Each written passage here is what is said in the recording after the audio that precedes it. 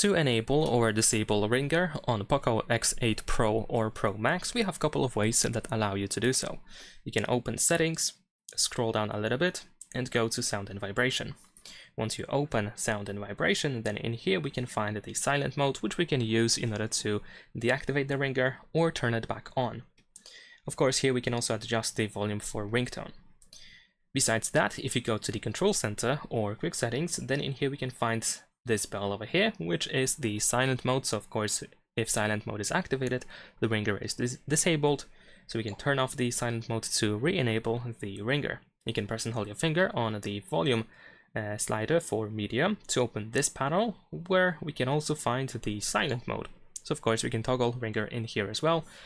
And last but not least, if you press volume up or volume down, then of course we change the volume for media. But below the bar, for media volume, we can find this bell as well. So we can use it, we can just tap on it to quickly toggle the silent modes. We can easily disable or enable ringer. Leave a like and subscribe.